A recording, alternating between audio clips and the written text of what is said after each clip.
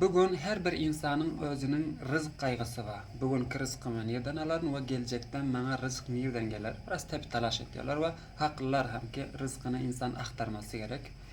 Mana şu nesane Resulullah Aleyhissalatu Vesselam'ın zamanında hem bir nefer birek Arabi gaýgyrýardy. Meniň rızkymy nerden taparyn ama ona bir dua öğretti ve aytdy ki şu duany falan toparın yanına bargynyň şu duany okagynyň inşallah olar hem amin diýsin.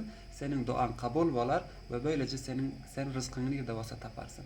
O nefer bir jamyň yanına geldi ve olaryň yanında büyük ses bilen sesle şu duany okady. Ey Allah'ım, meniň rızkym eger asmanda bolsa indirginiň, yerde bolsa çykargynyň, uzak bolsa yaqyn etginiň we maňa bermeklikde biraz ajal etginiň, maňa tiz meniň rızkymy yetişdirginiň.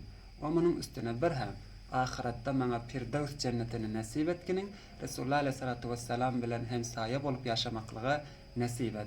We munyň üstesine hem her kim meniň şul duama amin diýse, ona hem meniň istedik duamda istedik näselerime o amin diýen kişilere hem nasip et.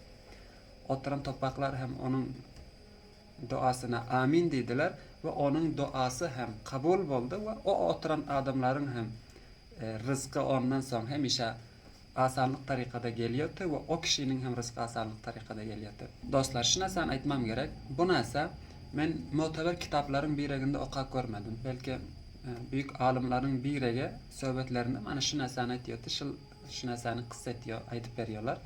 Böyle dua edersen ýaxşy bolar. Dua meselesinde gelýärdi. İnşallah bu çyndyr. Eger zaýyf bir rawayatem bolsa, eger dogry bolmasa hem bu näseniň dinde bir müşküli köp, bir ýaxşy bir näse. Onuň üçin bu kişiniň bu Arabiyniň eden duasyny ki ýaxşy dua etýärler. Allah bizim hemmelerimize nasip etsin diýerim. Amin.